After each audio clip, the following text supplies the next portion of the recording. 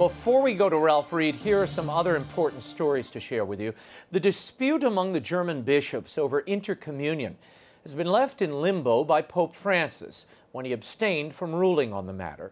This past week, members of the Congregation for the Doctrine of Faith discussed with German bishops on both sides of the issue whether Protestant spouses should be admitted to Holy Communion under certain conditions. After the discussion, a message was relayed from Pope Francis, asking the German bishops to find, in a spirit of ecclesial communion, a unanimous result if possible. Two leading cardinals have since criticized the Pope's non-decision. Cardinal Gerhard Müller, a German who was former head of the CDF, said the Pope's statement contained no answer to the central, essential question. He told the National Catholic Register a clear expression of the Catholic faith is needed. The Pope should affirm the faith. On the specific matter, Müller stressed that it is not possible to be in sacramental communion without being in ecclesial communion. In an opinion piece also published in the National Catholic Register, Dutch Cardinal Willem Eyck wrote that since church teaching on the matter is perfectly clear, the Pope's decision to send it back to the bishops of Germany for further consideration is, quote, completely incomprehensible. And on Capitol Hill, Father Patrick Conroy, the recently ousted chaplain of the U.S. House of Representatives, was welcomed back to his office this week. He met with House Speaker Paul Ryan. The Jesuit priest had come under fire, reportedly, for being too political and not providing adequate pastoral care to members of Congress. Democrats decried the sacking, claiming Father Conroy was fired by the Republican leader for an opening prayer he gave on the House floor last year in the midst of the tax reform debate. Additionally, Democrats said anti-Catholic sentiment by Republican members and one of Ryan's aides also played into his firing. Speaker Ryan, who is Roman Catholic, looked to clear the air and move forward. Here with analysis is the founder and chairman of the Faith and Freedom Coalition, Ralph Reed. Ralph, thanks for being here. Raymond, good to be with you. Pleasure seeing you, and thanks for coming in. I want to talk about this House chaplain controversy on Capitol Hill. Father Patrick Conroy has been there for 7 years. The Speaker asked him to step away from the post because he was negligent in the area of counseling. Some of the members felt he just wasn't up to snuff, and that he had gotten more partisan than pastoral, one-on-one and in masses and homilies he offered in the Capitol. Your thoughts on why we're here and it became such a divisive thing on Capitol Hill? Now he's been reinstated. Yeah, I don't know all the details. I mean, the Speaker is a good friend of mine. I've known him for many years. I think very highly of him. As I don't need to tell you, he is a faithful and devout Catholic. But I will just say this. Based on my knowledge of the members, and obviously a lot of them are friends of mine, what they need is somebody who can pray for them, who can work with them and their families. This is a very tough job.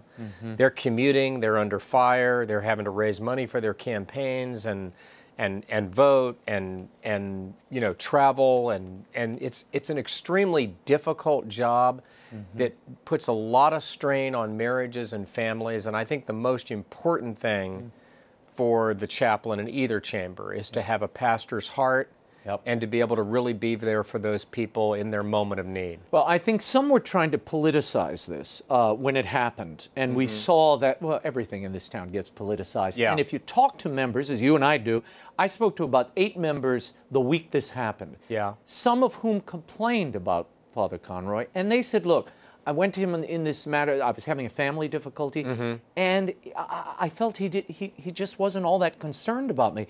So she went to the Senate chaplain for relief. That, I heard that again and again and again. That, it seems to me, is the reason that this was why Paul Ryan asked the chaplain to step down. That is, of course, not the way it was played. And in his letter to Paul Ryan this past week, Father Conroy said, I inquired as to whether or not it was for cause. Mr. Burks, Jonathan Burks is Paul Ryan's chief of staff, mentioned dismissively something like, maybe it's time that we had a chaplain that wasn't Catholic. Now, I spoke to a number of members. They said what actually happened is he said, we want to open this up to other denominations. He didn't say somebody not Catholic. He said, we're going to open it up to all denominations and let the members figure this out. Should the members on Capitol Hill have a greater say in who that chaplain is? John Boehner chose Father Conroy on his own authority. I think that would be a good idea, but ultimately I defer to the leadership's decision on this. I mean, you know, this is an internal House matter that involves the spiritual counseling and pastoring of those members and their families. That's highly personal, and I just don't feel comfortable, you know, prejudging it from the outside. I'm going to play this. This is Paul Ryan reacting to really the coming together. He allowed Father Conway to return to the Capitol, and he said this. Father Pat and I had a good cup of coffee this morning. We talked about how to improve the services going forward. We're going to keep talking to make sure that I think we can ultimately make improvements so that everyone has access to the pastoral services they're looking for. And so we had a good meeting this morning. We're going to keep talking, and I feel good about where things are. It seems he, too, has that focus, the pastoral services. It's not about politics or anything else. No, and it shouldn't be. Tell me about a meeting that we've been reading about in June. Evangelical leaders are going to sit with President Trump to discuss this whole Stormy Daniels situation. Now, it seems to me, there's been a lot of coverage in the media about this. When I talk to evangelicals or Catholics, this is not high on their list of to-dos, scolding the president for what may or may not have happened related to this Stormy Daniels thing. Why are evangelicals standing by the president? He's up to now 75% in the latest poll of support approval among evangelicals. Why isn't this eroding support from him? Well, I think it's primarily because there were promises made, and those promises have been kept. This president won 81% of the self-identified evangelical vote, won the Catholic vote, by the way, which is the swing vote in American politics, and he overperformed among both constituencies for a non-incumbent presidential candidate, got the highest number ever recorded among evangelicals since exit polling began. Part of that was fear of Hillary Clinton, honestly. But part of it was the very tangible, explicit promises he made. I mean, like what? Well, like being the first major party nominee in American history to release a list of jurists and say, with respect to an open Supreme Court seat, that if you elect me, I will choose one of these 21. Not, Raymond, I will choose someone like these jurists. Right. I will choose from this list. Now, why was that so important? It was because with Scalia gone, it was a 4-4 court. And there had not been an open seat on the Supreme Court at a time of a presidential election in a century.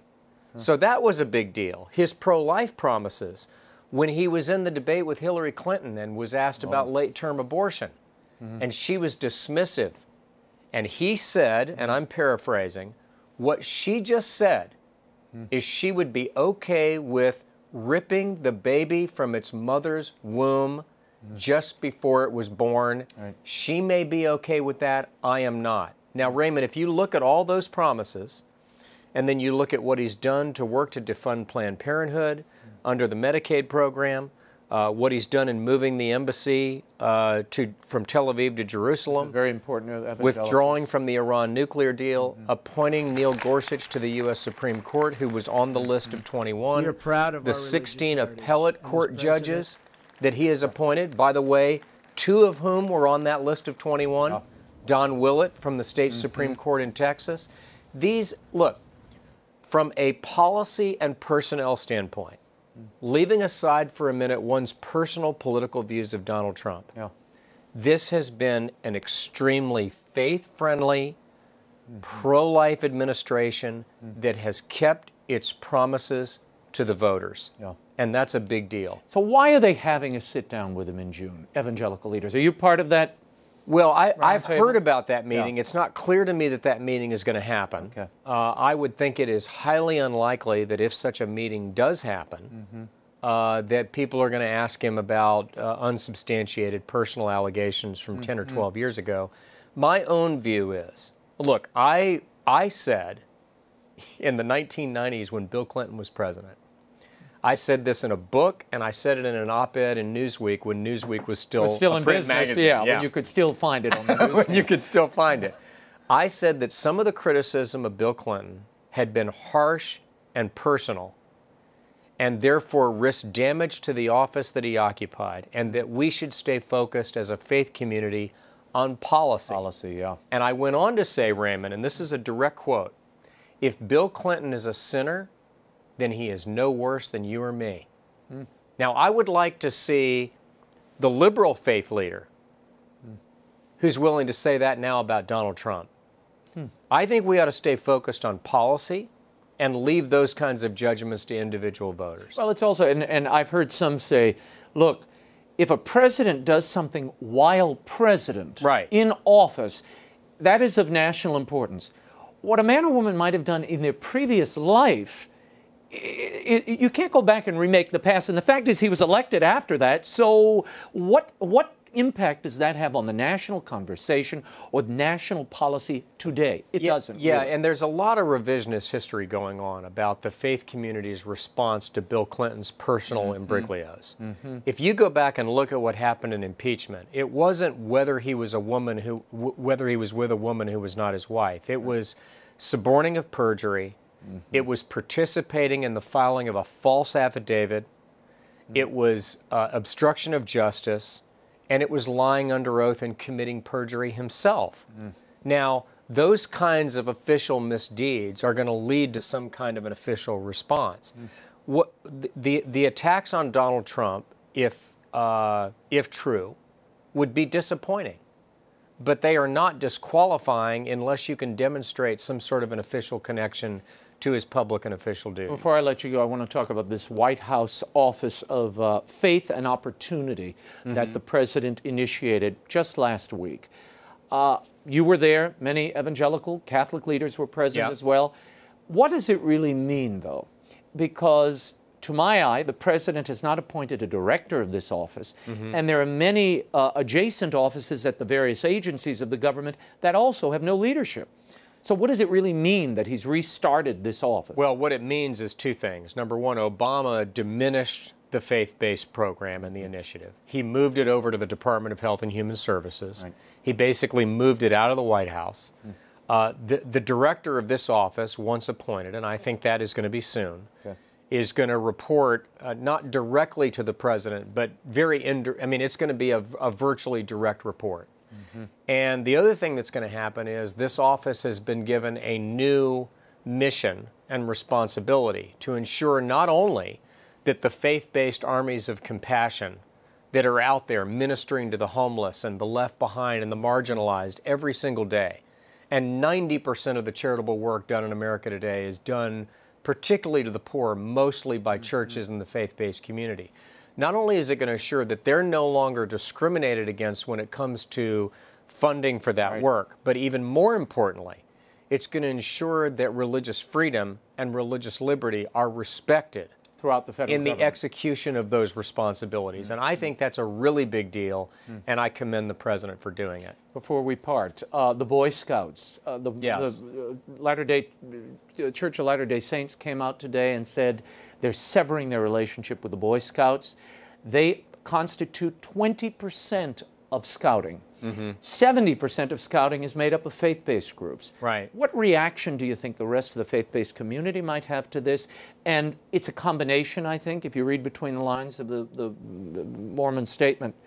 It seems they were upset that the Scouts allowed gay Scout leaders, and now that they're allowing girls into the ranks of the Boy Scouts.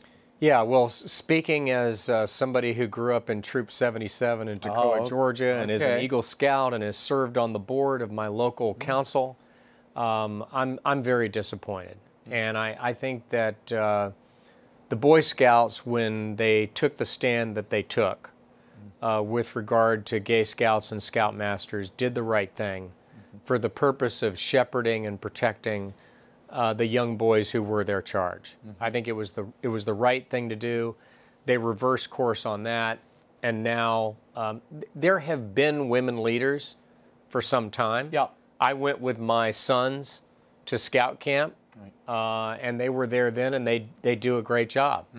But I think to really see the Scouts lose the uniqueness of their historic role of inculcating timeless and eternal principles and values in young boys on the way to their becoming men. Boys and girls are different. They do, and they learn different. They learn different, and it's a special challenge to help young boys learn how to become men. And Scouting has historically done that, and so I hate to see what's happened. Yeah. Ralph Reed, thank you for being here. Raymond, you too. For more on Ralph Reed's Faith and Freedom Coalition, visit ffcoalition.com.